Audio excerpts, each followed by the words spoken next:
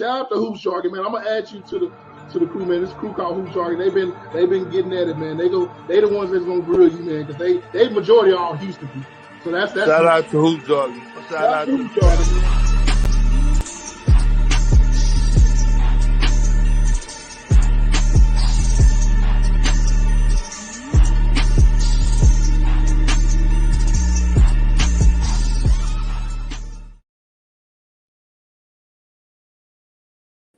Yes, shout out to Hoop Jargon.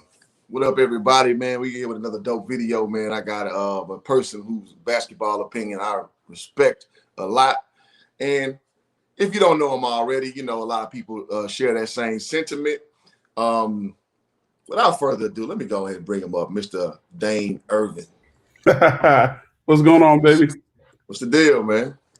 Trying to make it busy time of the year. You know, we're at the conclusion last night of the AAU season, but just so happened this week with the adjusted NBA season is leading into the draft, and then I'm actually currently at the NBPA Top 100, where we have quite a few guys that may be in the next couple drafts in the upcoming years.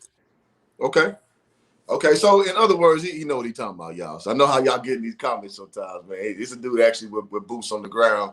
You know, I ain't saying he right about every little thing, but he know what he's speaking about. Let me put it that way. And so if y'all don't know, he got a great college evaluation site called BI Reports. And so and I want to talk, before we get to the draft, I want to talk about, this platform that you created with yourself, on a Clubhouse as well. So we're going to talk about that too. Okay. Yeah, so I had to wear the Wu-Tang, because it's a little known fact. If somebody from New York, you wear a Wu-Tang shirt, you can pretty much say whatever to them after that. You know what I'm saying? It's amazing. Shout out to the Wu, shout out to Method and Ray Ghost. Rest in peace, Old Dirty, You God, RZA, Jizza, Spectre Deck.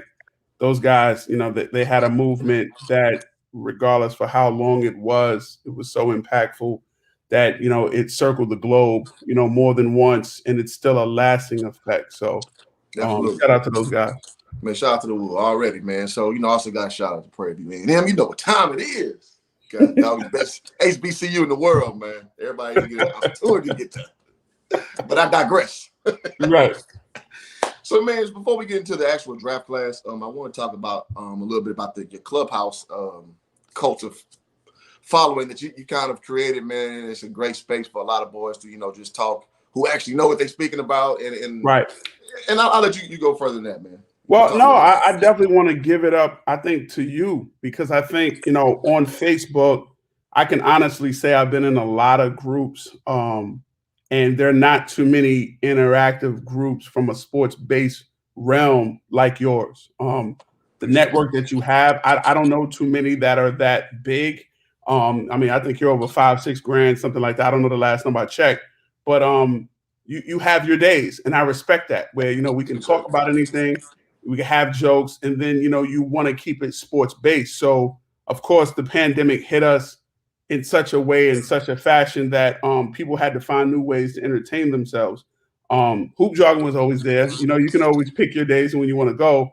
But when Clubhouse hit, it was a new wave. It was a new way of communicating, a new way of expressing what you know.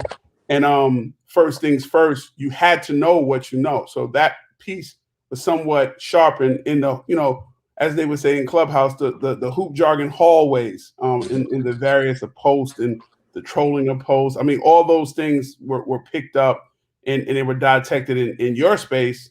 But when I got to Clubhouse, I realized there weren't a lot of jargonites, as we would say. So I quickly, and including yourself, I wanted to create a space where now voice can be heard, because we all know when you add context by hearing the tone in which someone says something, it puts different meanings to what you're talking about. That's fact. And I was, really recruiting a lot of the people that I know, because as you know, you were a Division I athlete, you were a professional athlete.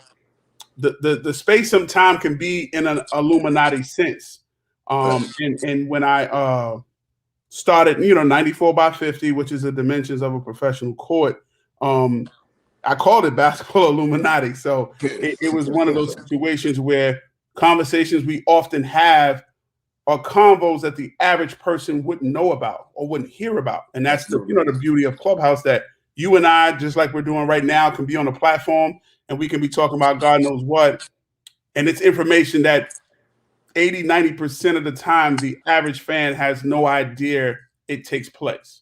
So I do it every Thursday at 1:30. Everyone is welcome to join, but you definitely have to come from a knowledgeable space. Because as we always say, the basketball mind, whether people know it or not, the game is played from the neck up. So if you don't have a high basketball IQ, come through and understand how to gain that information, how to improve your basketball acumen. And I'm fortunate to have a lot of friends, family that, in the basketball space, whether it's, world champions like Malik Rose, who's a 3-time champion, guys like Jared Jeffries, who was a top 10 lottery pick, journeymen, guys like Chuck Hayes, Andre Barrett, Royale Ivy, different guys who all had a different professional experience. But if you've noticed, and you've been in these convos, it always seems to come back still to that simple baseline of basketball knowledge. So absolutely, we were blessed to have a Ray Allen, Shamon Williams, Brendan Haywood, just different people, in and out weekly that we do it. And I try not to oversaturate it. We come on, like I said, once a week, every Thursday. And I think with the basketball cycle and news cycle, you have enough information sometime in making it through a week to, hold the show that we hold. Yeah, no, I like about it too, man. I learn game in there all the time. I mean, the stories that Jared Jeffries shares all the time, man, it's some insight, bro. Like it's because Jared go ahead. is easily Jared, and I've been around a lot of professionals. Jared is easily one of the top 5 storytellers yes, he is. in the history of storytelling. And it's like, again, he's built for this app because he's articulate. He has different content, because I'm quite sure, like you, I've never heard Jared, unless I make him tell me the story again because it's funny. Yeah. I've never heard him say the same story twice. Like, never. Like, I've never, ever, like, some people, they tell story and they keep telling the same story, and then you start looking at them like, okay, how many years you going to run with the story? But people like Jared, Todd Day, legendary Todd Day. Todd Day, man, he played with my coach, man. Shout out to Todd Day, Arkansas. Todd got stories. Shamon Williams got stories. So, ironic enough, they come to the platform and we break bread every week. So it's a great thing. And you forgetting the big hitter you had on there, Coach Scott Drew, only the national champion.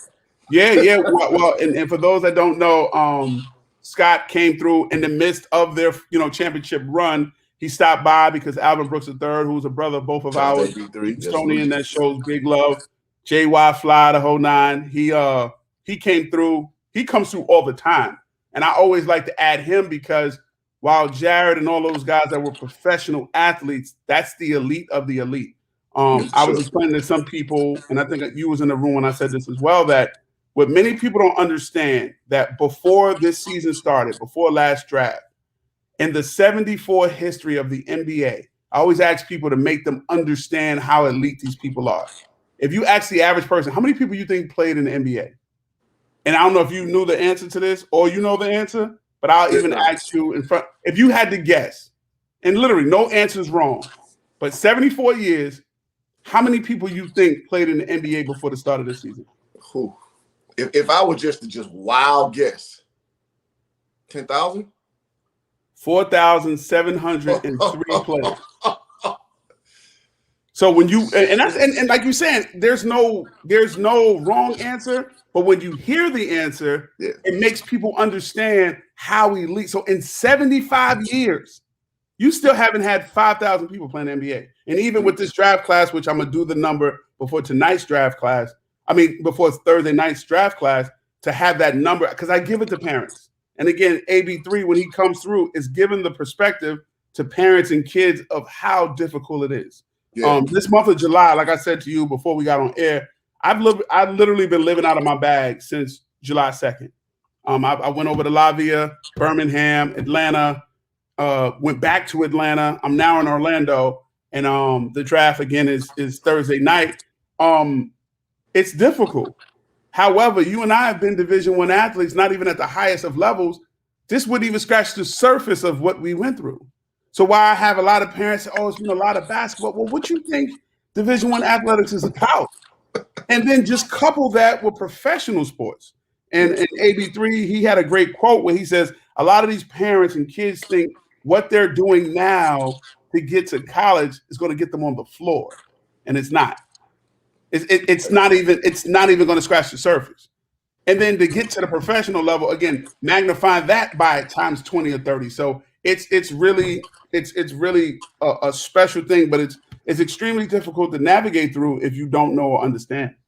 And that's why I want to have you on, because you can put numbers in perspective to what pro sports is. Because I mean, and everybody knows I've been YouTubing for over a year now. So it gets real spicy in these streets, you know, when people just throw around, oh, this dude suck. Oh, this dude can't play. Oh, this dude trash. You know, that's the buzzword everybody wants to use. And you just don't understand the work it takes to get to this level. Mm-hmm. And Dain made a great point. We both played mid-major, low-major D1. The dudes who never saw the court were probably better than some of us. Like I can attest.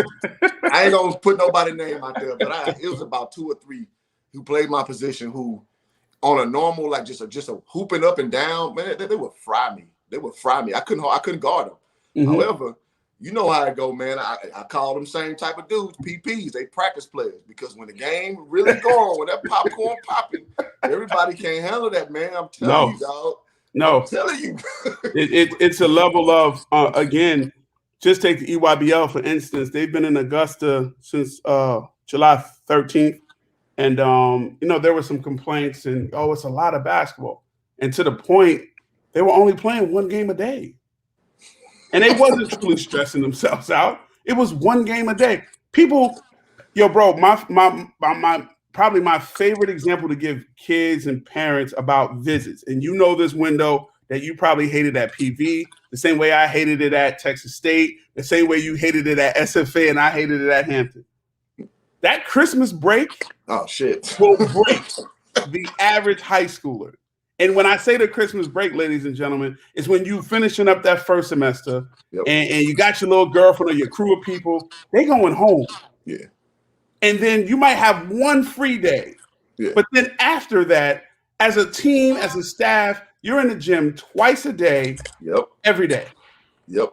Every day. And it's something that a lot of people don't truly understand, the difficulty of navigating through that space. It is extremely, extremely, you have to have a level of focus that everyone is not ready to be prepared for. So that's why when I look at this July, and I'm not going to say it wasn't difficult for some people, but if you couldn't handle this, you're not ready to handle Division I athletics, which, again, to the 60 gentlemen we have here in Orlando for the NBPA Top 100, I shout them out, and I fully salute them, because they get it.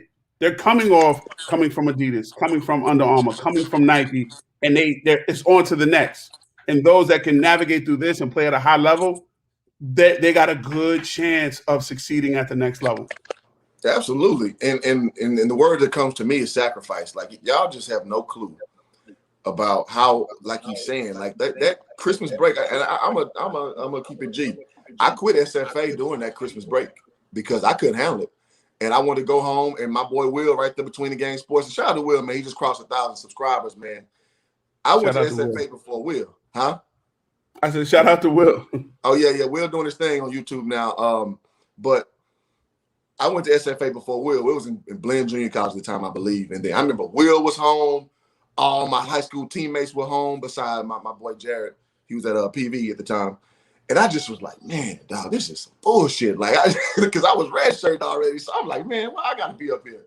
It's hard, man. Like, working hard is hard work. Does that make sense? Working hard. Yeah, no, I like that phrase too. Working hard is hard. It's like, hard. That is real. And it's and here's the best part about it. It's unrewarding from the outside. Like, you basically have coaches still tell you how much you suck, tell you what you still bad at. And as a freshman, I wasn't ready to receive that, bro. I was not ready to receive it. I'm not gonna lie. We played University of Texas. I was redshirting, obviously, when they had TJ Ford, Mouton, Thomas, Royal Ivy, like you just mentioned. And so I was, I was on the bench during that game. My family was just gassing me up because they seen me, on TV and shit like that. And then I remember in the elevator, Coach Casper, man. I remember Coach Lutz. Man, shout out to Coach Lutz. He's actually the coach at Texas A&M Corpus Christi now. He just got his first head job. Yep. Coach Lutz was bragging on me. He was like, "Yeah, man, Cliff's getting big." Because I was a beanpole back then. I was like 6'6", 170. Like I was little as hell. He's like, "Yeah, Cliff is getting bigger, man. He getting stronger, man. You're coach." Man, Coach Casper looked at me like, "Shit, he ain't doing shit." I ain't gonna lie. 18 years old, bro. It crushed me, God. It crushed me. I was so mad. Yo, it's a level of thick skin that I think kids, parents, and everyone alike have to have if they don't have individuals like myself or yourself in their life. So to anyone out here, whether it's a woman or man that's following this thread, that if you have a child, the best thing you can do is get them around individuals who've been through the space. Absolutely. Yes, everything looks great, whether it's the football game, someone is mentioning March Madness on their feet. That's all great. But if you can't get through that initial Christmas break without breaking, my moment that I'll never forget, same thing. I was at Hampton my freshman year, wasn't playing a lot. My roommate, small world, how I got to Texas, my roommate was from Avenger, Texas, Treston Dow. And that's my brother to this day. We didn't go home. So they gave us a little meal money. We had just came from playing NC State. We lost, we got our heads handed to us. Yeah, but everybody else was home. So while they gave us meal money, we're on campus thinking we got a couple little $80, $60 or something like that for the day. We got like 3 days. We good. Yeah. We go see Soul. To this day, I don't like the movie Soul Food. I don't give a damn about Big Mama Leg. I don't care about Sugars. None of that. I cannot stand that movie because we went to go see the movie, forgot that we had to buy our food for Christmas Day, and we end up eating out of the vending machine. It was the Christmas of 1997. No, wait a minute. Let me make sure. Yes, Christmas of 97. And I ate out of a vending machine because we went to go see Soul Food. Because when we came out the movie theater, everything was dark. We was like, yo, why is everything so dark? Cab driver told us, yo, man, it's Christmas. I said, I'll be damned. So to this day, I can't stand Soul Food. I can't. Sorry, Big Mama. Hey, I got a sacrifice story about that from overseas, but I'll leave this out because it's a little lengthy. But I'll just put it like I was lonely out in Germany, bro. And it was savage life, man. And so, like, playing ball, you really got to sacrifice a lot of shit.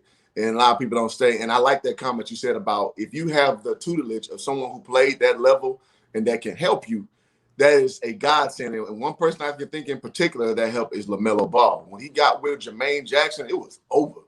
It was over. So all the speculation of what he probably could do or whatever, you had somebody telling you from a known perspective, this is what you do. And generally that works. Ask David Booker. Ask Booker how that works, having somebody teach you that shit. Even he came into his father's life a little later. But that stewardship, it's everything, man. That's everything. And so for all y'all who have a son who think they got a little game, man, you might want to consider who's your trainer. Because if they are good enough for that level, now we talking about the 1% of 1% that I always say. Yep. You got to understand that they're going to need to be shown the way because everybody doesn't have the natural LeBron James gift. Yeah. I think that's a good point as well. Like, people got to understand certain people were touched by God. It means it doesn't matter who was going to be around them. Absolutely. They were going to be who they were. Kevin Durant, LeBron James, Kobe, like they were touched by God. It wasn't, they needed a break. And the gifts that they have and the abilities and what they do, it was something that God himself said, my son, I touch you and be blessed. And they were who they were. Some people. And I want to say this too. And I'm going to say this too. And even with KD and LeBron, they get a lot of respect from me because they coming out of single parent households. LeBron with a lot of extra. If y'all saw, he missed a lot of school and it was because of his mother. You know what I'm saying? So, and he's done a good job of not downing his mother over the years, but his mother put him through a lot mentally. Right. So y'all got to understand the stories from these players, man. Absolutely. Absolutely, for sure. Yeah, absolutely. So Rap God said Michael Jordan was touched by God. That's a fact. That's a fact. I don't get into the whole Mike, LeBron. I mean, again, those are special people. Like special people. So. And I got to give, and I don't know if you know, I actually talked to LeVar about 3 days ago. I talked to him about 20 minutes. Mm-hmm. And when you hear him talk outside of camera, he's the same, but he's different. Like, I think you would like to chop it up with him a lot because it's not about theatrics. He talk like how we talk off camera. If you catch my drift. Mm-hmm. And one thing I can see if you got a guy like that who believe in you, it helps, man. It so much helps. That dude the stuff he say. I know he's hyperbolic sometimes, but he really do believe it. Like he tells his kids, if somebody gonna be better than LeBron, it might as well be you. And you know what I'm saying? You know, I know it's a far-fetched notion. You said 4,500 men have touched the NBA court. It's a lot. It's a little, but it's a lot at the same time. Yeah. Most of them, I mean, everybody in that box, arguably, you can say LeBron, arguably Magic, arguably Kareem, can only say they in the same conversation with Jordan. I think we both can agree to that, right? Yeah. Absolutely. So I mean, it's one thing to have that. It's another thing to somebody who cares that much about you or is willing to put that type of spirit in you. Because why? Everybody don't do that. Everybody say, "Oh, no, you can't do that. Oh man, you can't." So it's important to have that balance from understanding the exclusivity of the NBA level. But if you're good enough for that, understand that some mentality is going to take you over. That's why Kobe was so good. One of the things I stress to a lot of the kids, even we have at the camp where I am now, when it comes to your college decision, and this is for any level, you don't want to go, everybody likes you. You want to go where they love you. Yeah. And they love you enough that if you, as a point guard, and we know how valuable this is, but if you're a point guard, you come down and turn that ball over 2-3 times in the game. You out. Most guys are out, right? But if they really love you, you're going to be out there to turn it over for the 4th and 5th time. Yeah. And I think what people fail to realize about success, they try to avoid it. They don't want to go. Failure is a part of success. Absolutely. You have to go through struggle. You have to go through something that's going to remind you that you're not great at everything. And again, we try to, I think too many times in our community, in the world for that matter, we try to order the steps of our children. Mm-hmm. We try to order the path instead of preparing them for the path, preparing them for what they're going to go through. Because I think Trae Young went through at Oklahoma, absolutely, in the struggles, even the success. He led the nation in assist scoring, but the struggles they had, they lost, 12-13 at the end of the season. He led the country in turnovers. It helped him in his transition to the Hawks, and the Hawks, being smart, kind of gave him that same comfort level of, we're going to allow you to play through your mistakes. And now it built him to a space where here we are in year 3. He's on the verge of a, super max extension, all these great things in Atlanta. Things are looking bright in Atlanta, but that comes from, like you just said, having a coach instill the confidence in him. Because I can honestly say with his dad and Ray has always had the confidence in his son. He always felt his son was one of the best, even though I could name the countless high school kids that many people had in front of him. He always had the one equalizing skill, and it was that ability to shoot, and he never wavered from that. Absolutely, and that's the paramount for guys who are apex level talent. That little extra push is everything, and I think that was a great point you made about getting subbed out, man. If you play any level of high school, varsity and above, when you mess up a time or two, boy, the first thing you do is go look at that bench, especially doing free throws. And then they don't know the old school trick, though. They don't know that when at the table for you, you missed the second one. Crank. Oh, the real ones know that. So. Exactly. I would give a funny small backstory on that. I had something similar to that. We played against Jackson State, man. Shout out to Jackson State, man. And Trey Johnson was the best player at the time. He's number 2 leading scorer in the nation behind Adam Morris, averaging like 28, some shit like that. He averaged the senior year. And I remember we playing, and I saw my replacement coming up, and I'll leave his name out the stream.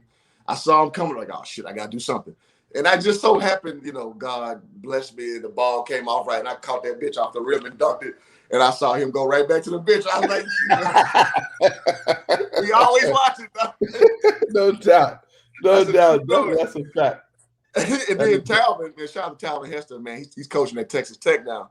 Yep. He told me, I saw that myself, but he told me years later, he was like, I don't know what we was even riffing about, because I actually ended up coaching under Coach Byron Rim and then Talvin as well. Mm-hmm. And he's like, how the way he was, and he was talking about that Jackson game, how he told Mark, go sit his ass down. I said his name. He told Mark to go sit his ass down when I caught off the rim. Like, damn, repeat the same shit from the bench and from the court. I saw it. I was like, I got to do something, shit.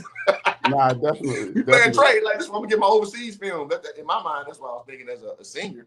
I was ready to, you know what I'm saying, make a mark. And secondly, I want to say, go where you love. Great thing. And I'm glad one of my kids I used to kind of coach in middle school, Royce Ham, man. He was at UT, if y'all don't know, last 4 years, and now he's at UNLV getting a chance to get an opportunity to get some run.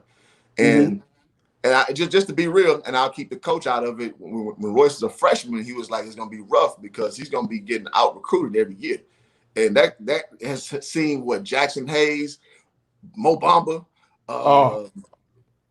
who's another big came through there? Jared Allen. Jared Allen. So that's tough company to be dealing with. Yeah. Those 3 NBA players. I'm sorry. Yeah. That's rough. Yeah. So I'm glad Roy's getting an opportunity to go play at UNLV where he's going to get some run, man. And I wish he would have left earlier. But, I mean, every man got their journey, but the proper advisor will let you know, like, bro, I know you love UT. UT is a place where either you're going to thrive at the highest or you're going to sink to the lowest because everybody loves you in that city, man. In Austin, Texas. Everybody loves you if you got UT credentials. And you can be lulled into staying there when you probably should go out and be on your own. So I do want to kind of accentuate your point about go where you love because at the end of the day, your film going to get you to the next level, not your association per se. And to that very point, one of the individuals we'll come across today, I will speak upon him. I think he's one of my late first round sleepers to some that may not know, but for what he's done, not only over 4 years, but what he's done in the draft process, he's helped himself tremendously. And I definitely believe it's probably a cautionary tale to a certain degree too, because there's another gentleman that was a teammate of his that kind of didn't take heed the same way. But when we get to that, I'll definitely speak on that for sure. Fair enough. And man, shout out to and sorry y'all, I ain't been hitting the chats, but you know, we've been kind of riffing, we've been kind of cooking, so I can't read all y'all stuff out, but I do want to highlight all y'all comments and thank for everybody in the chat. If you have not liked the stream, please like the stream. If you're not subbed to the channel, y'all handle business, man. I really appreciate that, man. We taking time out of our busy, non-busy days to give you this gospel, you know what I'm talking about? Right. It's what we do for a living though. Huh? I said it's what we do for a living for sure. Absolutely. Well, this is my second passion. I slang springs for my first passion. It pays me well, but and that's a fact. I'm a client of that as well. I will admit. I took care of Dain. True story. He definitely took care of me. Hey, there we go. So Mike, Space Jam, the Sprite Cranberries. That's an interesting name, bro. Congratulations on getting over 1,000. I'm still working on it. Great show so far. Hoop Jargon. Yeah, and that's why I like bringing Dain on because we may have a topic, but then stuff related to the topic, we can easily riff a little bit and get back to it. So yeah, man. And I can say this too. What I appreciate about our conversations, and I think we were talking about this actually on Clubhouse the other day too, about how I think unfortunately to many of us, because I wouldn't put us in a fanatic space or a fan space.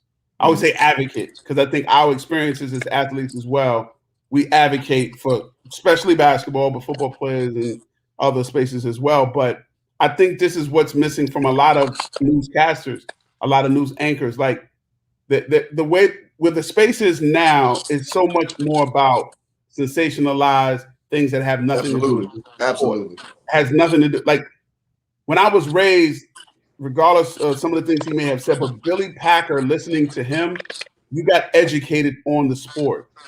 Huey Brown, when you listened to when he was doing the game, you got educated. Big John Thompson. It was so many greats on television. John Madden, when they gave the game to you, you learned and became more knowledgeable. It wasn't from a bias. And trust and believe, they didn't like everybody either. But let's be real about that. They had issues just like anybody else, but they never let that get in between of them doing their job. And I think it might have been our boy Prime when he got into it with McCarver, who was flipping some of the narratives about him that had nothing to do with the sport, that, you know, things started to change. Now you got guys like Skip Bayless, you got guys like Stephen A, who you're not giving us any education on the sport. You giving us the gossip, and that's low key. That's just whack. I don't like that. That's just let me say this. what the word you're looking at for is hyperbole. Like everybody likes to deal in this hyperbolic thing where you overstate things. Everything's in the right now. Why? Because that generates clicks. People generally are casual fans. So most people don't want the whole education. They want the cliff notes, as it were, and they want to run with it and go yell that to their homeboy, their homegirls, or whatever, in that space.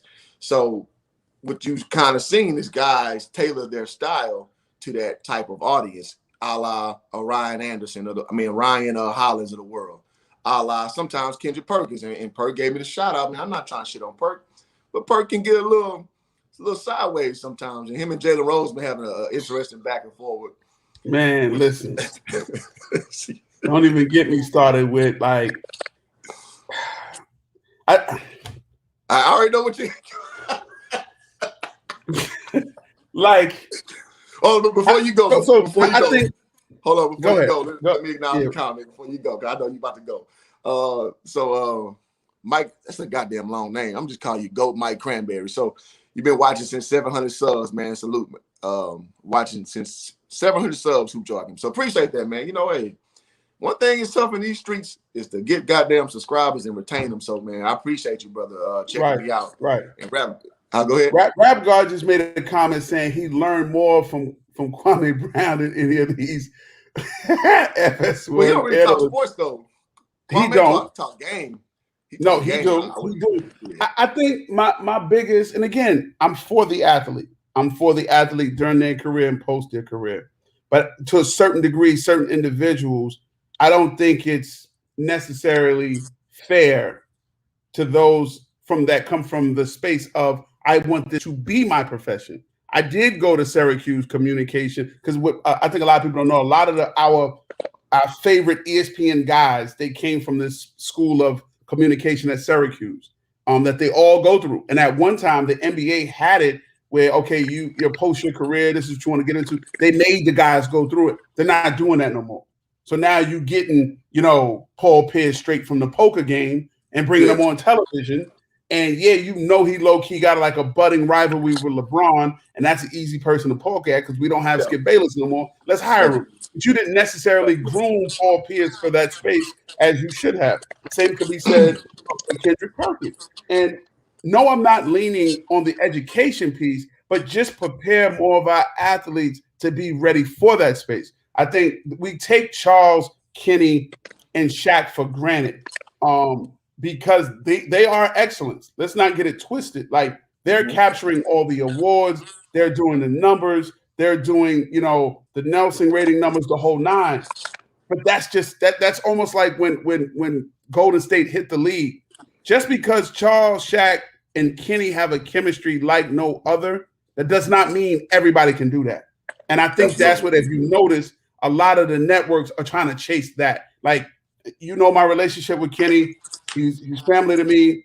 My mother watched him as a kid. In return, he gave that love back to the hood. He watched me as a child. And as I grow up, and he's someone that I can call to this day. I've seen him in action. I've seen him get off a plane, go straight into the studio. There's no pre-production. And they do what you see on television is them coming from their options of transportation straight to the set. Shaq off the PJ, Charles off the PJ, Kenny coming, whatever he's coming from, boom, Ernie coming from his crib. And what you see, that's magic. That's special. Where other networks mess up, they try to have the pre-production meeting. We want you to talk about this a little. That's not what they do on TNT. So that in itself should let everyone know, say, okay, you know what? We're scratching this. We need more educated people in this space. And we're, like you just said, we'll retain our subscribers and our followers from a natural, organic space than trying to say, you know what, let's get Jalen Rose. And I'm not saying Jalen is bad, but let's go get Kendrick. Let's go get Ryan Hollins. Let's go get Chauncey Billups. No, get some people who are really passionate about doing this, because think about it. Kenny just hit 20 years. I think Charles got 12, 10, or 15. Shaq got to have over 5. They're really dedicated to this. They really doing this. This is what they want to do. So I think for everyone to probably try to get on some type of universal page, they need to take, pages of let's get people who really want to do this, who are really connected to the community, whether it's via social media, your platforms, my platform. They know what they're talking about. Let's give the country that and let them educate off that space. No, I'm with that, and so I think that what I try to do on this channel is keep it everything. You know, one thing. I mean, you know me, Dane. We've talked about this many times. It's about my support for the Ball family. I'm gonna be that, but at the same time, it's not a Ball channel. You know what I'm saying? So in this space, I mean, unbeknownst to you, it can get real wild in the streets of people who advocate for the Ball family. Like it gets wild, like real wild. Right. And I know in the group people call me a ball hugger. I'm just like, dog, you have no clue. You have no clue.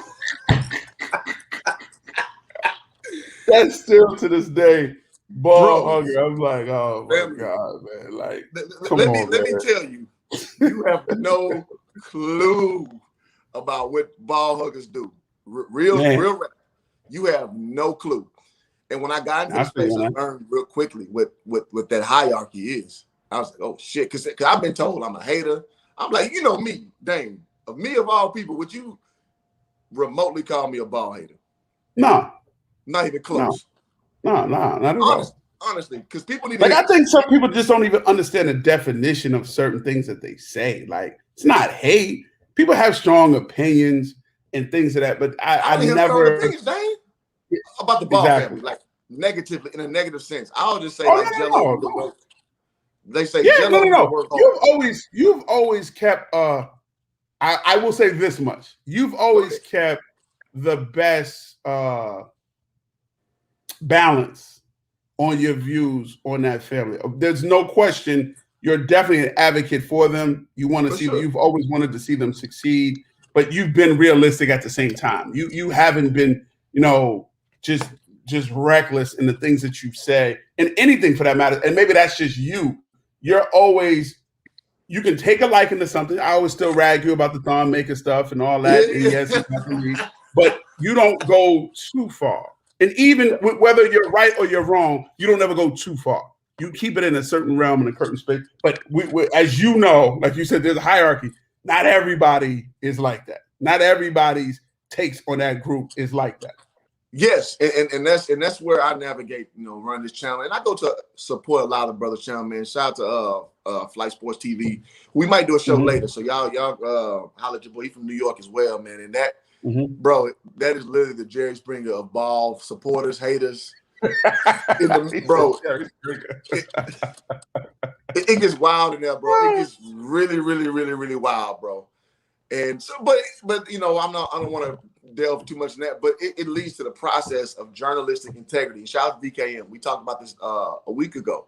Journalistic integrity is everything, because like Dane said, if you get too wild, now people are going to pull the receipts on you, and it's going to destroy your credibility. So that's one thing I try not to do, is get too overzealous, even though I may like something, because if it goes left, then I look like an idiot. So, and also failure has made me this channel to where it is. Like, I've made a website, hoopjargon.com. I put damn near $4,000 to that website. That website, if you look at it right now, it's nothing on it, like a damn tumbleweed rolling through Arizona. Nothing. But I failed. It didn't work. I found it's better just being in these spaces, doing blogging, doing shows like this. And y'all stay tuned. I'm about to turn this show up, and stay tuned for Saturday. Y'all really gonna be surprised what I'm doing Saturday. I'm taking off work to what I'm doing Saturday, and y'all be like, how the fuck? This must be a big deal. Let me add to that though. Your part about the website thing. When I started my scouting service, Basketball Illustrated, for those that don't know, I have over 150 universities spanning the country. I have over 12 NBA teams. I've consulted work with the G League Ignite, Overtime Elite, all those avenues for our youth to explore. At some point, when I first started, everybody was on me. Oh man, you need to get a website. And I'm like, I don't. I think I did a good job of reading the culture and reading it's almost like somebody coming to both you and I, Cliff, and saying, yo, I want to go to school for journalism. And you like, what kind of journalism? Newspaper journalism. And we'll be like, newspapers are getting phased out. You might want to look into digital media. Absolutely. That would make sense. And for me, I knew my job was contingent on my knowledge, not the bells and whistles of a website. And I think all of us on here right now can go to websites that look amazing. But then when you kind of scratch your head of what you're looking for or what you actually need, the website may not provide it. You know what I'm saying? Like they just don't have it. And I'm even talking about to the higher ends. You know, I'm a huge fan of Tom Ford's fashion. I go to Tom Ford's website, I can't find nothing on his website. But I can go on Neiman's, or I can go into his store, and I'm more than likely going to find what I'm looking for. So I get it, the convenience of what websites do, but sometimes you have to internally look at what you're trying to put out and disseminate to the masses and realize I don't really need a website. And I think what you built with your community, especially with Facebook, I mean, of course, you would love to get it off that platform, but at the same time, it serves its purpose. You know what I'm saying? Like the same thing me with Twitter. Like I have my following. It's at BI Reports for those that want to follow, and you'll see any and everything on my timeline. But I realize I can use this platform to what I need it for, because it's funny, and I've literally learned this summer, like I've had conversations with coaches who were really in their feelings about things that I did or didn't tweet about them. And I'm like, it's not that serious. It's not. But I guess to some, and when I kind of look back again, you know, it probably does have a level of seriousness to it. So that's when you learn your influence and who you are and what you say. Absolutely. It resonates through the community. So absolutely. And you gotta, and I think good people in this space, they understand that. And again, some people like, you know what I do notice, like Dain said, I have a very strong following on Facebook, and I had it for damn near 10 years. 10 years Hoop Jargon has been around. And shout out to, you know, rest in peace, my boy Ernest was one of my right-hand mans, and it's been a shift since he passed, in February 3rd of 2019. You know, it's a lot of different ways I've had to kind of shift the dynamic of the group since that point, because, you know, that was somebody who was, you know, integral in the decision-making process and the direction of the group and what have you. And so what I've noticed too is a lot of my Hoop Jargon people don't necessarily patronize this part of me. And it's been a rough transition getting new people to listen to my overall headspace of my experiences in basketball, and sports in general, and what have you. So I basically, in short, recreated Hoop Jargon in a digital space, not just typing, but more visual and audio, which is a whole nother grind, man. Like, cause I thought everybody would just support this off rip. People do not just support this off rip. No. And so what I've come to amass is being known in this space in certain circles, depending on where you at. And I will put it this way. When I went to the Drew League game 3 days ago, I met another YouTuber, Dex, who just knew me in passing through another channel, Flight Sports. I had my Hoop Jargon hat on, and this is documented. Y'all look at my stream. He's like, oh shit, because I had my Big Baller Brand shirt on, so he trying to take a picture of me with it. Like, oh shit, you Hoop Jargon. And then that's how I got to meet LeVar and talk to LeVar. And then again, Saturdays, y'all gonna be surprised when you see Saturday. But that's something that's off the strength of like me going outside of my comfort zone of being Facebook famous, whatever the fuck you want to say. But in the YouTube space, everybody calls me Hoop Jargon, but in the Hoop Jargon's genesis, everybody calls me Cliff. Like nobody calls me Hoop Jargon. So what I'm saying is, you know, through the process, you learn different spaces and you learn where you're successful or where you can be successful in those spaces. And it's just interesting to see the process. And that what makes usually people who stay in this space when you go through a lot of stuff. So let me say that. Okay. Oh, also, I used to cover the Texans and the Rockets, man, when I was in Houston for KYND Sports with my boy Richard Walker, man. Shout out to Richard Walker. Right. And I wasn't that good. I put a blooper reel up a week ago. I wasn't that good at it, but I had to learn the process. You know what I'm saying? So that's the key to your journalist school. Dog, I would just have easy lines, bro, and I would freeze up once you get the play button on the camera. It's hard, dog. It's hard doing this shit. So go ahead, man. I just wanted to let people know the process, and I'm not ashamed of mine because it made me who I am right now. Oh, no, you good. Basketball. You heard me? What'd you say? Yeah, no, I was just explaining my process with this shit because you got to put in work. You got to put in failure, overcome, because it all adds to your story. And again, some people on YouTube may not know my full story, but Dain, you do a lot better. Literally, I had a successful Facebook group for a long time.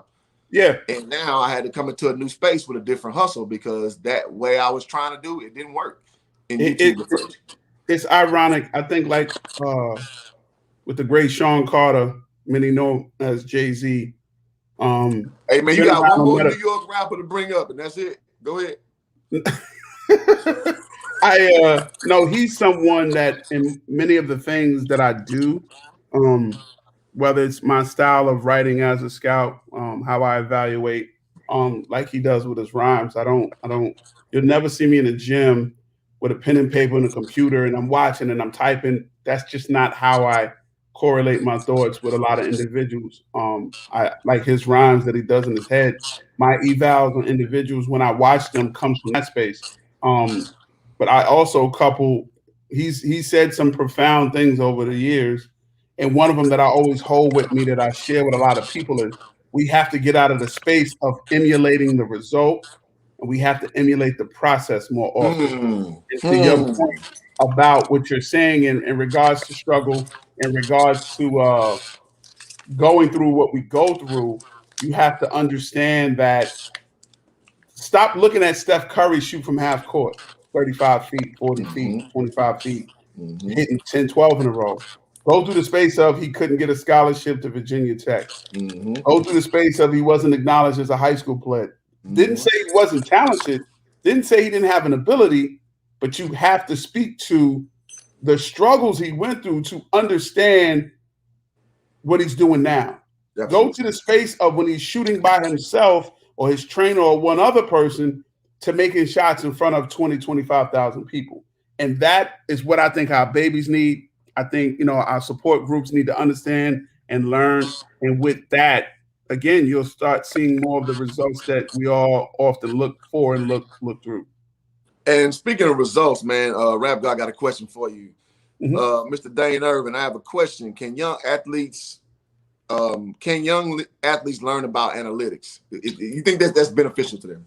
Yeah, because Cliff, you and I both know when, the Houston Chronicle was thick, like, a fat kid's lunchbox. We went to that paper, we sought out the sports section, and what did we often do? Facts. People don't understand. You made that too real for me because that was right. Coming through like school. Reading a box score is analytics. You can look at I'm gonna give you a prime example. Just recently, the Milwaukee Phoenix game 6. The box scores read. If you look at the box scores, everyone held their weight. Chris Paul played well. Devin didn't shoot great, but he played well. DeAndre Ayton played well. You look on the other side, Giannis had 50, but what was the difference maker? He was 17 from 19 from the foul line. From the foul line. That right there was the difference maker. Because again, a notoriously known bad free throw shooter shot exceptionally well. I believe they out-rebounded them as well. So when you're saying, bringing it back to your question, Rap God, teaching young kids about analytics, because those are where the jobs are, unfortunately. I leave the professional teams that I deal with out, but I know for a fact there are some teams that if Cliff was the coach of the Austin, and this just say he was an NBA team, but if Cliff was the coach of the Austin Syrup Sippers, there are NBA GMs that come down out the booth, meet Cliff in the tunnel with a box score. Saying you need to get more threes up. This guy needs to play a little bit more. His plus minus is this. So there's a large portion of NBA coaches, they're not really coaching. They're following orders. The purists, the ones who've gained that respect, your Carlisles, your Doc Rivers, your Tyrone Lues, your Popoviches, they're maybe, Budenholzer now. Now, Budenholzer. Yeah. He's earned that. You know what I'm saying? But there are a lot of other guys, no. Nurse. Like the championship coaches that are active, they've earned the right. Cool. For sure. Those other ones that are still trying to figure it out, nah. They're following, with the exception of a couple. They're following the orders of what they're telling them from management. Your last 4 coaches for the Rockets were those people. 100%. Kevin McHale included. 100%. He hated it. One of the reasons why Kevin McHale left is because of that. You're not going to tell me we need to shoot more threes and we don't have no 3-point shooters. Like, we all know the NBA is a copycat space.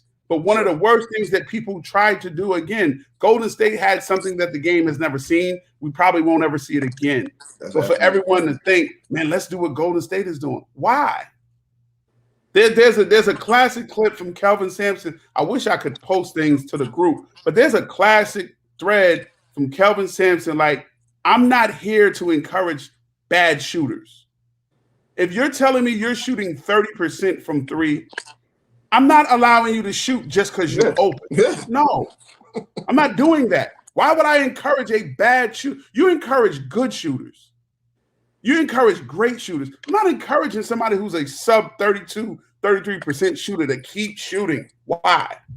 When the Rockets missed 27 threes in a row, I remember somebody broke it down. Had they taken 8 or 9 2-pointers that they showed that they passed up, they fucking would have won the game. Yeah. Like, what are we doing? Yeah. But again, the league can get in a copycat space and they want to do this and do this. And it's I'm glad this finals, it low-key broke the mold of playing analytical basketball. They played basketball. Giannis said, I'm gonna keep dunking this. Y'all want me to shoot threes? That's cool. I'm gonna keep dunking this. I'm gonna keep dunking this. Y'all gotta stop me. Now keep in mind, going into the finals, he averaged 40 and 9. Yeah. Even though they lost twice to the Suns, he averaged 40 and 9, and they were both 1-point losses when they lost. Yeah. So Giannis knew, but damn, if I could get my free throws in, we probably would have won those games, which is true. And the laser focus that he had in Game 6, that's when I knew they wasn't going to win. That's when I knew they wasn't going to win. Bruh, I didn't think Giannis had that in him, to be perfectly honest with you, man. I knew he plays the right way. I know he's a guy who don't take no shit. I always respect guys like that. Yeah, his focus, man. That's the only finals game I watched, as a matter of fact, in real time. Mm-hmm. And man, it was masterful to see the nuance to his game. Like, he just was, I don't care what the hell I got to do. I'm going to do everything. And so nuance to me is kind of what you're talking about with the box score and analytics. And all I can think about is Kobe last championship. And so people who try to shit on Kobe try to say, oh, well, he had a bad game. What they won in Game 6. Game 6 or Game 7 to beat the Celtics. Game 7. He didn't have a great statistic Game 7. But one thing, and I give, again, Talvin Hester this credit. He told me this before I even watched that game. He's like, I want guards that can go rebound, because you extend possessions out of a position that is not typically going to attribute in that fashion. If y'all remember, Game 7, Kobe had 16 rebounds. He didn't shoot particularly well. And he hit the last 2 free throws to ice the game, but that was the Ron Artest game in the Paul Gasol game. And so people who are casual observers were like, oh, well, Kobe, yeah, trash game. And Metta World Peace bailed him out, and Paul Gasol bailed him out. Fair enough. But in that series, he ripped the goddamn Boston to shreds. And then whatever reason you say, he didn't have enough left or whatever, he still did enough what it took for his team to win, given the circumstances. Because guess what? Your shot ain't going to fall every night. You may have put all that work in, and it's not going to fight. He had 16 rebounds from the 2-guard position to put his team in position to win a championship. And that's hard. That's a hard sell to people who only observe the analytical side from a box score perspective. But when you take all this shit in, you really understand what's going on in that court, and you give guys who are successful on that plane a lot more credit, which they do deserve. Like, I think I still haven't gotten an answer from the Clubhouse audience that everyone was screaming it was Chris Paul's fault. Chris Paul's fault. Said the man, what did y'all expect? Like, people don't put things into contextual meaning and how they have their effect, and what do you really expect of someone? Like, I even tell people, and I share this with you because I know you're a big time Laker fan and you're an advocate of LeBron, but it's like, while everyone is screaming healthy for him and AD, and we get this and get that, and we'll be back in the finals, he's still going into year 19. And I don't think people realize you can pick all your greats in any sport. Not many people in year 19 are still playing at this super high, game-changing and effective level. Like, Father Time, he creeps in at some point. And I think it was for me in that playoff game, you guys, and they turned it into a meme that LeBron went to the floor and got knocked down. and he like kind of sat up and he was kind of blinking. It was at that moment for me. I said, "Boy, you know, like he just got so many miles on his body. Like when you watch him now, watch how long it takes him to get up and like move and sit. Like he's getting old. He came through Augusta this past weekend. He's just getting old, and it's crazy because he's not 40. But when you perform at such a high level for so many years, you got a 40-year-old body. Come on, man, bro. I remember somebody broke it down with just his playoff years. It takes like another 5 years onto his career. Like he's played that much basketball. So, I mean, he's grayed up. He got more gray than me. I mean, check my eyebrows, little. He got way more gray than me. You know what I'm saying? And I'm 42. So, I mean, God bless him.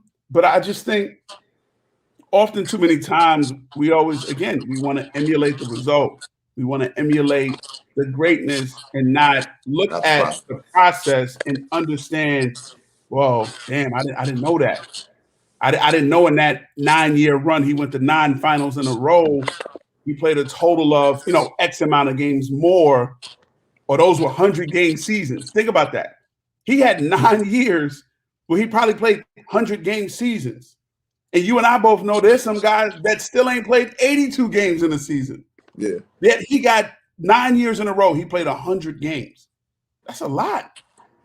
That's just a lot, man. You know what I'm saying? So, I mean, shout out to him and all of his greatness and everything with that.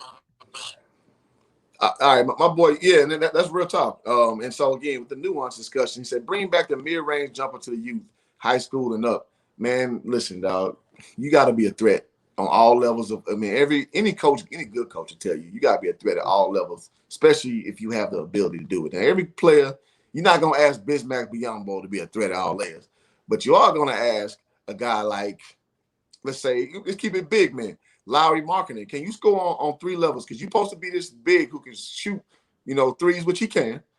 Can you score at all 3 levels?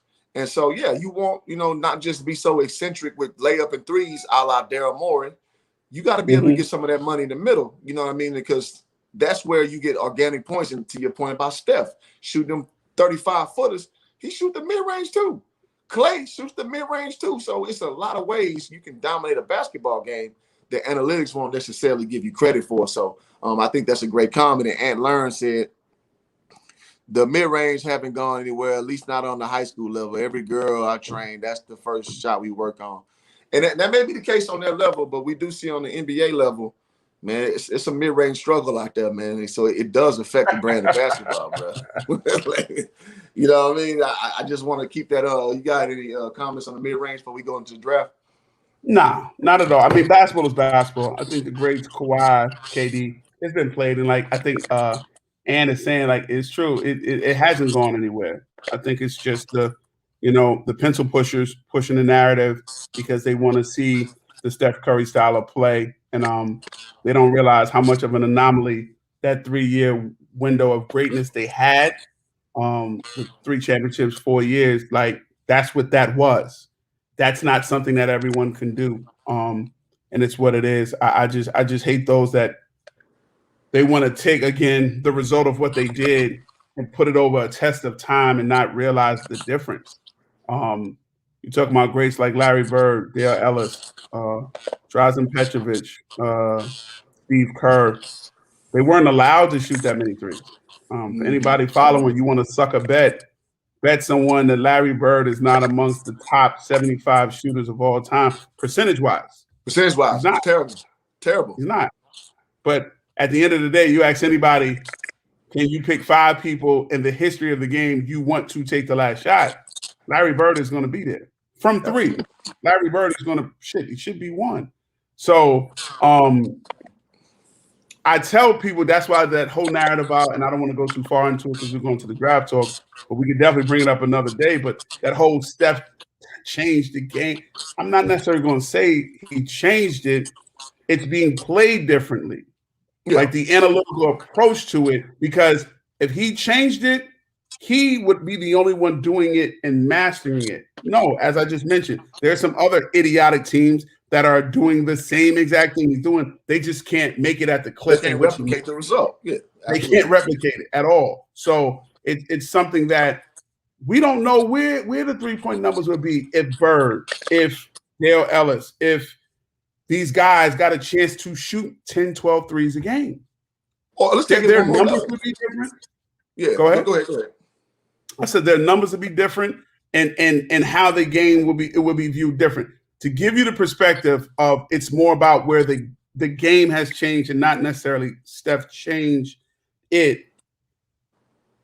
Ray Allen passed Reggie Miller as the all-time 3-point shooter. Mm-hmm. Steph Curry has since passed Reggie Miller. I believe he's going to pass Ray sometime next year, right? So that means Ray is third. Reggie's third. Ray's second. Yeah. Reggie surpassed Dale Ellis to become one, right? Mm-hmm. Do you know what Dale Ellis is currently right now? No. Take a wild guess on that. If Reggie passed Dale technically shouldn't be too far behind him, right? So just pick a number. Without the context cues, I would say you would think he's like around 5 or some shit like that. Dale Ellis is 26. God, 25 or 26. Like that many people has gotten in between Dale Ellis and Reggie. Yeah, that's crazy. That's crazy. And again, that's my example of how the game is being played has changed. Not necessarily like you got literally guys like J.R. Smith that's in front of Dale now, which is sad in itself. But it's just crazy. And again, people can look it up for themselves and what they're doing. So, but yeah, that's just my spill on that. Yeah, and just to kind of capstone that, I do want to say about the nuanced aspect of basketball in regards to Larry Bird. Y'all got to understand that in the 70s, Larry Bird didn't grow up shooting three-pointer. Like, he didn't shoot that shit in high school. He didn't shoot in college. And I think his rookie or second year, they put the three-point line in the NBA. Something like that. When his second or third year. Something like that. He didn't have it his whole career. Something like it might have been later than that too. Yeah, so just think about you've been playing basketball a certain way your whole life where a three-point shot was not incorporated. So obviously you shoot more mid-ranges and shit like that. So when people bring up his abysmal three-point percentage, and it's true, it is abysmal. Well, it's not abysmal. It's pretty pedestrian. Let me say that. You think like 31, 32% or some shit like that. By today's standards, you shouldn't be shooting threes. Right. But when you factor in the fact that he didn't grow up shooting that shot, like these dudes are shooting. Look at LaMelo Ball. Like he a little kid, he couldn't even hardly hoist it up shooting threes when he barely could even get the ball up. You understand me? That's muscle memory you're retaining from that range. Larry Bird didn't have that at his advantage, but once he did, he mastered it pretty quick. And if you remember the famous shooting top story, he coming there shooting his shooting top like, yo, who about to come in second? Like he know he's about to watch everybody. Man, so that was phenomenal. You gotta know these stories when you throw these numbers out because raw numbers, you can act like Larry Bird wasn't a great three-point shooter, but to Dain's credit, when that ball, when the money on the line, one thing you gotta know about Larry Bird was a gamer. He didn't give a damn who was guarding him. He was actually offended when white dudes guarded him. Mm-hmm. And scored 42 points, left-handed, just to prove a point. Like Larry Bird was a dog. Like y'all gotta know this. Y'all play with him on 2K and shit and think he's just like some stiff-ass white dude. French from Cal lick a hoop. And that's why I say. And then to see him in person really puts it in perspective because that's a big dude. He's a big dude. He's a big dude, 6'9", man. 6'10". Yes. Yeah. And he could go, bro. Like he could go. And that's why I don't really, because it's funny, man. When you get in these hoop discussions, it can get very disrespectful and it can get very playful with the comparisons, you know what I'm saying? And so that's why I just think nuance is important, man, because when you understand why the numbers are how they are, and then Larry Bird again had the back injury. So it cut his career short. So when I talk about people like this, I think LeBron and Larry Bird are neck and neck. I don't think LeBron is past Larry Bird. I think, his last championship, you can argue that in. So I fully acknowledge that. But Larry Bird was really, really, really, really, really good. And so it's just because we didn't grow up watching him like that, then we just dismiss, hell no. Oh, last white dude, I don't care what he did. So it's incumbent upon us basketball fans to take all that in because it's very important to understand the game as a whole. Yep.